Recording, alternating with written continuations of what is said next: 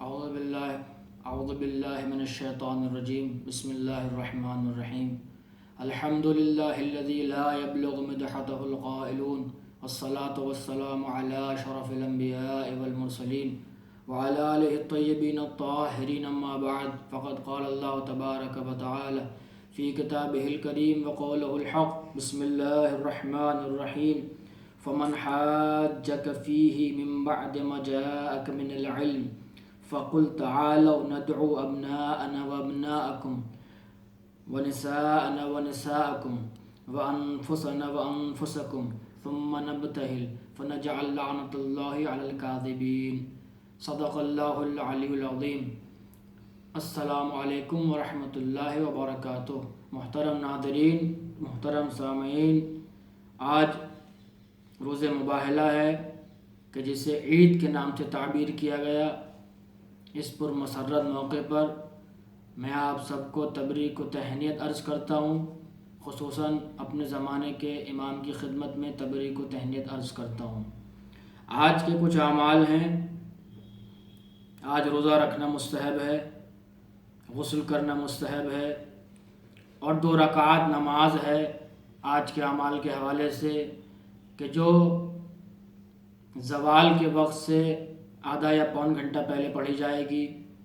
وہ اس طرح سے ہے کہ پہلی رکعت میں سورۃ الحمد، اور سورۃ الحمد کے بعد 10 مرتبہ سورہ توحید، 10 مرتبہ سورہ انا انزلناہ فی لیلۃ القدر، اور 10 مرتبہ آیت الکرسی کی تلاوت کریں. اسی طرح سے دوسری رکعت میں بھی یہ سورے اسی طرح سے پڑھے جائیں گے. اور آج کے اعمال میں زیارت امین اللہ بھی وارد ہے، زیارت امین اللہ بھی پڑھی جائے. آج کا روز نہایت ببرکت روز ہے، کیونکہ آج کا روز وہ روز ہے کہ جس روز اسلام کو کامیابی عطا ہوئی، دین مبین اسلام کی حقانیت ثابت ہوئی. اختصار سے میں واقعہ مباہلہ کو عرض کرنا چاہوں گا. یہ جو واقعہ پیش آیا مباہلے کا، یہ نجران ایک سرزمین کا نام تھا جو حجاز اور یمن کے درمیان، یہ سرزمین نجران جو ہے حجاز اور یمن کے درمیان میں واقع تھی. اور یہ منطقہ تقریباً 70، بعض 80 بھی کہتے ہیں، لیکن جو یعنی اگر جمع کر کے بیان کیا جائے تمام اقوال کو تو یہ ہے کہ یہ جو سرزمین تھی، یہ منطقہ جو تھا، یہ علاقہ جو تھا، یہ نجران نام سے، یہ تقریباً 70 گاؤں پر مشتمل تھا. 70 گاؤں یا 70 قصبوں پر مشتمل تھا. تو یہاں پر جو ہے وہ عیسائی آباد تھے، عیسائی رہا کرتے تھے. تو پیغمبر اعظم صلی اللہ علیہ وآلہ وسلم نے جیسے کہ تمام شہروں میں لوگوں کو دعوت اسلام کے حوالے سے اپنا نمائندہ بھیجا، اپنا سفیر بھیجا، اور اپنے سفیر کے ساتھ ایک نامہ بھیجا کہ جس میں اسلام کی طرف دعوت تھی، توحید کی طرف دعوت تھی، اسلام کے بارے میں اور توحید کے بارے میں اس نامے میں مکتوب تھا. ایسا ہی ایک نامہ ایک سفیر کے ہاتھ جو ہے وہ نجران کے رہنے والے عیسائیوں کے پاس بھیجا گیا. جب ان لوگوں نے اس نامے کو پڑھا، اس لیٹر کو پڑھا، لیٹر کو پڑھنے کے بعد کچھ افراد کو، بعض 70 لکھتے ہیں، بعض لکھتے ہیں 10 افراد، بہرحال ایک گروہ کو ان لوگوں نے آمادہ کیا، اور آمادہ کرنے کے بعد یہ کہا گیا کہ یہ جو ہے جو اس دین کے لانے والے ہیں یعنی محمد، ان کے پاس ہم چلیں اور ان سے معلومات کریں اس کے حوالے سے، اور سوال و جواب کریں، دیکھیں کہ ان کا مذہب حق ہے یا نہیں. تو یہ افراد گئے، اور جانے کے بعد یعنی ان لوگوں کی جو جانے کی کیفیت تھی وہ یہ تھی کہ فاخر لباس پہنے ہوئے تھے، سونے کی انگوٹھیاں، سونے کی چین گلے میں، اور سونے کی کڑھائی ان کے کپڑوں پر. جس طرح سے وہ لباس اور یہ سب چیزیں لے کر وہاں گئے تو جب یہ لوگ وہاں گئے تو مسجد میں پیغمبر اعظم صلی اللہ علیہ وسلم تشریف فرما تھے، یہ افراد بھی وہاں داخل ہوئے، لیکن پیغمبر اعظم صلی اللہ علیہ وآلہ وسلم نے کچھ ان افراد کی طرف توجہ نہیں کی۔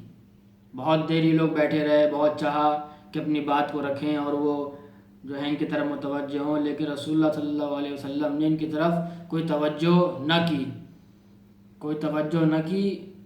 جب یہ اس طرح سے دیکھا تو مسجد سے باہر آئے اور لوگوں سے مشورہ کیا کہ کیا کیا جائے، کیا ہو۔ تو لوگوں نے کہا کہ علی ابن ابی طالب کے پاس جائیے، وہی اس کا حل بتا سکتے ہیں۔ یہ لوگ ان کے پاس گئے اور ان سے سارا ماجرا بیان کیا، تو حضرت علی ابن ابی طالب علیہ السلام نے یہ کہا کہ یہ جو آپ لباس پہن کر آئے ہیں، یہ لباس اتاریے اور ایک سادہ لباس میں یہاں آئیے۔ پھر وہ لوگ گئے، انہوں نے تمام اپنے زیورات جو پہن رکھے تھے، سونے کی چین، انگوٹھیاں اور وہ فاخر لباس اتارا، اور ایک سادہ لباس میں جو ہے وہ دوبارہ سے پیغمبر اعظم صلی اللہ علیہ وسلم کے سامنے حاضر ہوئے۔ تو اب یہ مرحلہ تھا کہ پیغمبر نے خود اٹھ کر ان کا استقبال کیا اور ان کو بٹھایا، ان کا عزت و ان کا احترام کیا، ان کی تکریم کی، اور پھر جو ہے گفتگو کا سلسلہ شروع ہوا۔ میں خلاصے کے طور پر بیان کر رہا ہوں۔ پھر جو ہے سلسلہ شروع ہوا، اور سلسلہ شروع ہونے کے بعد انہوں نے جو اہم ان کی گفتگو کی بات تھی وہ یہ تھی، عیسائیوں کی، اہل نجران کی، کہ عیسیٰ جو ہیں وہ اللہ کے بیٹے ہیں۔ یہ ان کا کہنا ہے، ان کا کہنا تھا کہ عیسیٰ اللہ کے بیٹے ہیں کیونکہ ان کا کوئی باپ نہیں ہے، اس لیے ان کی نسبت کیا ہے، وہ اللہ سے وہ لوگ دیتے ہیں۔ تو رسول اللہ صلی اللہ علیہ وسلم نے اس بات کو جو ہے نکارتے ہوئے اور اس کو رد کرتے ہوئے یہ کہا کہ اس طرح سے جو آپ یہ کہتے ہیں کہ کیونکہ ان کا کوئی باپ نہیں اس لیے وہ اللہ کے بیٹے ہیں، تو جناب آدم اور جناب حوا کے بارے میں آپ کا کیا خیال ہے؟ ان کی تو ماں بھی نہیں تھی۔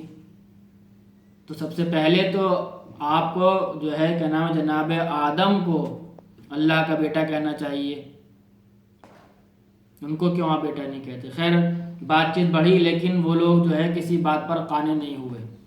جب بات یہ ہو گئی کہ وہ قانع نہیں ہو رہے اور مان نہیں رہے، تو اب بات یہاں تک پہنچی کہ مباہلہ ہوگا۔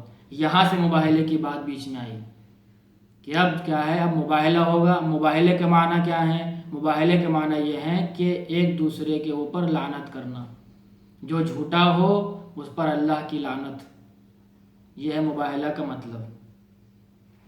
تو اب یہ ہوا کہ اب جو ہے مباہلہ ہوگا، اور پھر یہ ہوا کہ یہ جو مباہلہ ہے یہ صحرا میں انجام پائے گا۔ وہ جگہ معین ہوئی کہ فلاں جگہ جو ہے مباہلہ انجام پائے گا، اور تمام باتیں ہوئیں کہ آپ اپنے بیٹوں کو لائیے اور ہم اپنے بیٹوں کو لائیں، آپ اپنے عورتوں کو لائیے، ہم اپنی عورتوں کو لائیں، آپ اپنے نفسوں کو لائیے، ہم اپنے نفسوں کو لائیں۔ اسی طرح سے گفتگو تھی کہ یہ آیت نازل ہوئی، آیت نمبر 61 آل عمران میں ہے، کہ جسے آیت مباہلہ کے نام سے یاد کیا جاتا ہے۔ تو یہ بات ہوئی، یہ سب لوگ جو ہیں پھر اگلے روز یہ ہوا کہ پیغمبر اعظم صلی اللہ علیہ وآلہ وسلم جناب فاطمہ الزہرا سلام اللہ علیہا کے گھر تشریف لائے، اور حضرت علی علیہ السلام کو اپنے ساتھ لیا، جناب فاطمہ الزہرا سلام اللہ علیہ کو اپنے ساتھ لیا، اور امام حسن علیہ السلام کو آغوش میں لیا، اور امام حسن علیہ السلام کو ساتھ لیا، اور امام حسین علیہ السلام کو اپنے آغوش میں لیا۔ امام حسن کی انگلی پکڑی، امام حسین کو اپنے آغوش میں لیا۔ یہ قافلہ چلا، چلنے کا یہ ہے کہ پیچھے مولا علی چل رہے ہیں اور ان کے پیچھے جناب فاطمہ الزہرا سلام اللہ علیہا ہیں، انگلی پکڑے ہوئے امام حسن ہیں، اور آغوش میں پیغمبر اعظم صلی اللہ علیہ وآلہ وسلم کے امام حسین علیہ السلام ہیں۔ اب یہ نورانی قافلہ روانہ ہوا مباہلہ کے لیے، بہت اہم گفتگو ہے۔ اب یہ نورانی قافلہ روانہ ہوا مباہلہ کے لیے، وہ جگہ جو میدان جو صحرا تعین ہوا تھا، مقرر ہوا تھا، معین ہوا تھا، اس مقام پر یہ قافلہ پہنچا، اور قافلہ پہنچنے کے بعد یہ تمام افراد دو زانو ہو کر بیٹھ گئے اور اپنے ہاتھوں کو آسمان کی طرف بلند کیا۔ دوسرا گروہ بھی وہاں موجود ہے، وہ گروہ بھی بیٹھا اور ہاتھوں کو بلند کیا، اور پیغمبر عالم صلی اللہ علیہ وسلم نے ارشاد فرمایا اپنے اہل بیت سے کہ میں جو دعا کروں تم اس دعا پر آمین کہنا۔ تو یہ آیت کہ جو اس وقت نازل ہوئی تھی کہ جب یہ مباہلے کے لیے کہہ رہے تھے، وہ آیت یہ ہے کہ میں اس کو پڑھوں تاکہ اور بات بہتر طریقے سے واضح ہو جائے۔ بسم اللہ الرحمن الرحیم، سورہ آل عمران آیت نمبر 61۔ فمن حاجک فیہ من بعد ما جاءک من العلم، ارشاد خداوندی ہے کہ فمن حاجک فیہ من بعد ما جاءک من العلم، جب کوئی کٹ حجت کرے، لجاجت کرے، محاجہ کرے، بحث کرے، فیہ من بعد ما جاءک من العلم، اس چیز کے بارے میں کہ جس چیز کا علم ان تک پہنچا دیا گیا۔ یعنی کٹ حجتی ایسے نہیں کہہ دیا گیا کہ ان لوگوں تک کوئی پیغام نہیں پہنچایا گیا، اسلام کا میسج ان لوگوں تک نہیں پہنچا، بلکہ پیغمبر اعظم صلی اللہ علیہ وآلہ وسلم نے اسلام کا پورا میسج ان تک پہنچایا، لیکن میسج پہنچنے کے بعد، دلائل پیش کرنے کے بعد وہ لوگ انہیں دلائل کو نکار دیا، دلائل نہیں مانے۔ اب ارشاد خداوندی ہے کہ جب لجاجت ہو، دلائل پہنچانے کے بعد، علم پہنچانے کے بعد، اسلام کا میسج پہنچانے کے بعد جب نہ مانے تو اب کیا ہے؟ اب مباہلہ ہوگا، جھوٹوں پر لعنت ہوگی۔ کس کی؟ اللہ کی لعنت ہوگی۔ اور کس کیفیت سے مباہلہ ہوگا؟ فَقُلْ تَعَالَوْا نَدْعُو أَبْنَاءَنَا، اے پیغمبر آپ ان سے کہہ دیجئے کہ فَقُلْ تَعَالَوْا نَدْعُو أَبْنَاءَنَا، پیغمبر نے ارشاد فرمایا کہ اس طریقے سے مباہلہ ہوگا۔ کس طرح سے؟ کس سے کہا؟ اہل نجران سے، عیسائیوں سے، کہ جو لوگ اسلام کے مقابلے پر تھے اور اسلام کو مان نہیں رہے تھے، نہ ان کے دلائل مان رہے تھے۔ تم سے کیا کہو کہ اے پیغمبر ان سے کہہ دو کہ فَقُلْ تَعَالَوْا نَدْعُو أَبْنَاءَنَا، جاؤ ہم اپنے بیٹوں کو لاتے ہیں، وَأَبْنَاءَكُمْ، تم اپنے بیٹوں کو لاؤ، وَنِسَاءَنَا، ہم اپنی عورتوں کو لاتے ہیں، وَنِسَاءَكُمْ، تم اپنی عورتوں کو لاؤ، وَأَنفُسَنَا، ہم اپنے نفسوں کو لاتے ہیں، وَأَنفُسَكُمْ، تم اپنے نفسوں کو لاؤ۔ پھر اس کے بعد کیا کریں؟ ثُمَّ نَبْتَهِلْ، اب کیا ہے؟ مباہلہ کریں گے، یعنی ایک دوسرے کے اوپر جو جھوٹا ہوگا اس پر اللہ کی لعنت ہوگی۔ اب کیا مباہلہ ہوگا، ہم کیا ہے؟ مباہلہ کریں گے۔ فَنَجْعَلْ لَعْنَةَ اللَّهِ عَلَى الْكَاذِبِينَ، اور ہم قرار دیں گے اللہ کی لعنت جھوٹوں پر۔ یہ ارشاد خداوندی ہے کہ ہم کیا ہے؟ اللہ کی لعنت جو ہے وہ جھوٹوں پر ہوگی۔ تو یہ بات ہوئی۔ تو اب یہاں پہ قابل غور بات یہ ہے کہ وہ سب آئے، پھر دو زانو جو ہے اہل بیت اور حضرت محمد مصطفیٰ صلی اللہ علیہ وسلم ہو کر بیٹھے، ہاتھوں کو بلند کیا، لیکن ان کا جو ایک بڑا، ان کا جو ہے رہبر تھا، رہنما تھا، جس عہدے پر وہ تھا وہاں، اس عہدے کا نام تھا اسقف۔ بعض لوگ کیا نام ہے؟ اسقف کو نام شمار کرتے ہیں، اسقف نام نہیں ہے، نام ہے اس عہدے کا۔ جو عہدہ ان لوگوں نے اپنے بڑے روحانی، اپنے بڑے رہبر کے لیے بنا رکھا تھا، اس عہدے کا نام تھا اسقف، اور اس شخص کا نام تھا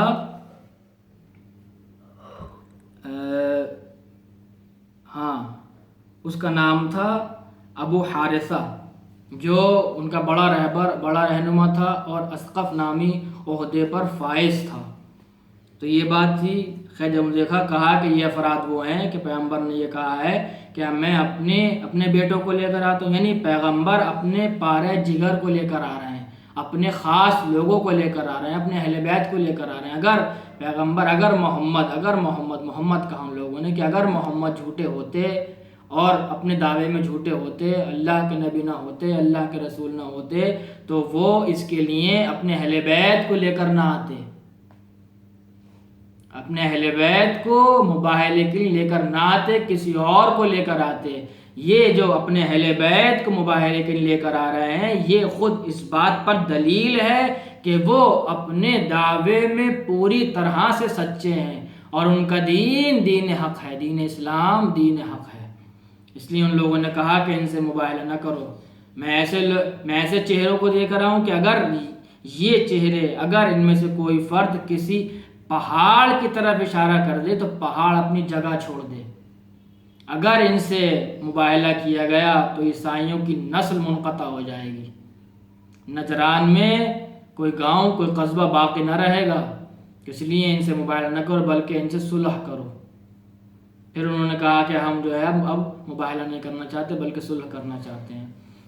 پھر وہ صلح ہوئی، اس کے شرائط لکھے گئے، وہ تمام چیزیں اپنی جگہ پر ہیں، وہ میرا مقصود نہیں ہے اور تفصیل سے بیان کرنا، تو یہ ساری باتیں پیش آئیں۔ اب کہنے کا مقصد یہ ہے، اصل مطلب جو ہے وہ یہ ہے خلاصے کے طور پر کہ پیغمبر اعظم صلی اللہ علیہ وآلہ وسلم جو ہے کن افراد کو لے کر گئے۔ یہ آیت جو ہے، اس آیت کی تفسیر اہل سنت حضرات نے بھی لکھی ہے اور ہمارے پاس بھی موجود ہے۔ اکثر اہل سنت حضرات نے، اکثر و بیشتر نے، اور ان کے بڑے بڑے محدثین، مورخین، مفسرین نے لکھا ہے کہ پیغمبر ابناءنا کی جگہ کس کو لے کر گئے؟ امام حسن اور امام حسین علیہ السلام کو لے کر گئے، اور نساءنا میں کس کو لے کر گئے؟ جناب فاطمہ الزہرا سلام اللہ علیہا کو لے کر گئے۔ دیکھیے یہاں پر سارے صیغے جمع کے استعمال ہوئے ہیں، سارے صیغے یہاں پر جمع کے استعمال ہوئے ہیں، حالانکہ صیغہ جمع جو ہے کم سے کم 3 پر دلالت کرتا ہے، یعنی یہاں پر گنجائش تھی کہ کسی اور کو لے کے جا سکتے تھے۔ ایسا نہیں ہے کہ صیغہ کیا ہے وہ صرف مفرد کا ہو کہ اللہ نے کہا ہو کہ آپ کو جو ہے صرف ایک فرد کو لے کر جانا ہے، یہ نہیں ہے۔ ابناءنا بیٹوں کو لاؤ، عورتوں کو لاؤ، نفسوں کو لاؤ، بیٹا نہیں ہے کہ بیٹے کو لاؤ، عورت کو لاؤ، نفس کو لاؤ، صیغہ جمع استعمال ہوا یہاں پر، اور صیغہ جمع استعمال کر کر خداوند عالم نے یہ بتانا چاہا کہ دیکھو صیغہ جمع تو استعمال ہوا ہے لیکن اس مباہلہ میں جانے کی لیاقت صرف ایک فرد میں پائی جاتی ہے۔ صیغہ ابناء کا استعمال ہے، جمع کا صیغہ ہے، لیکن ابناء میں صرف 2 فرد میں بیٹوں کے عنوان سے صلاحیت پائی جاتی ہے کہ جو اس آیت کی مصداق بن سکیں، اور وہ کون ہیں؟ امام حسن اور امام حسین علیہ السلام۔ نساءنا جمع کا صیغہ ہے، ایک سے زیادہ عورت پر دلالت کرتا ہے، لیکن صرف ایک خاتون میں وہ صلاحیت پائی جاتی ہے کہ جو مباہلہ کے میدان میں جا سکے، اور وہ کون؟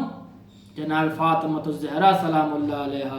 اسی طرح سے انفسنا، اپنے نفسوں کو لاؤ، صیغہ جمع کا ہے لیکن پیغمبر کا نفس تو صرف ایک ہے نا،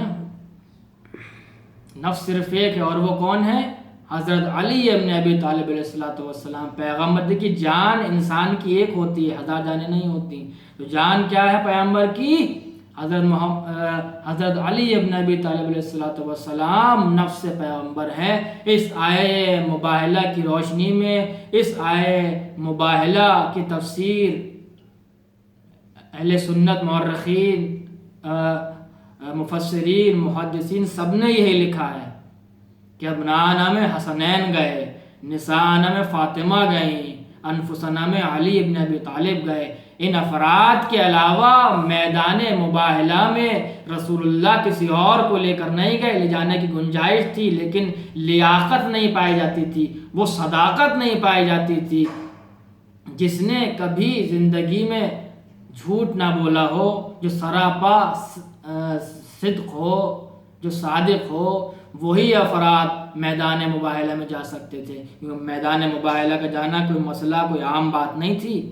اس میں کیا تھا؟ لعنت کرنی تھی اس کے اوپر کہ جو جھوٹا ہو، تو جس نے ذرہ برابر بھی جھوٹ بولا ہو وہ اس میدان مباہلہ میں نہیں جا سکتا تھا۔ تو یہ ماننا پڑے گا کہ ان افراد کے علاوہ کوئی فرد ایسا نہ پایا جاتا تھا کہ جسے میدان مباہلہ میں پیغمبر اعظم صلی اللہ علیہ وآلہ وسلم ابناء کی شکل میں یا نساء کی شکل میں یا انفسا کی فہرست میں لے جا سکیں۔ صرف و صرف انہی افراد کو پیغمبر لے کر گئے۔ یہ عید مباہلہ کے حوالے سے بہت اہم گفتگو ہے، اور آج کا روز بہت اہم ہے۔ گفتگو اور بہت زیادہ ہے اور تفصیلی گفتگو اس پر ہو سکتی ہے، لیکن میں بس اتنی ہی گفتگو پر اکتفا کروں گا، اور ایک بار پھر آخر میں آپ سبھی حضرات کو اس پرمسرت موقع پر اس روز بابرکت کے حوالے سے تبریک کو تہنیت عرض کرتا ہوں، اور اس روز کو عید کی طرح انسان منائے، اور جو ہے اس روز کی اہمیت کو اس حوالے سے زیادہ سمجھا جائے کہ یہ روز دین مبین اسلام کی فتح کا دن ہے۔ پالنے والے تو جواسطہ محمد وآل محمد کا، حضرت ابوالفضل عباس علیہ السلام کا، جناب فاطمہ الزہرا سلام اللہ علیہا کا، جناب زینب سلام اللہ علیہا کا، کربلا کے 72 شہداء کا، دنیا میں جہاں جہاں بھی شیعان حیدر قرار ہیں ان کی جان مال آبرو عزت کی حفاظت فرما، اور ہمارے زمانے کے امام کے ظہور میں تعجیل فرما۔ وآخر دعوانا ان الحمد للہ رب العالمین۔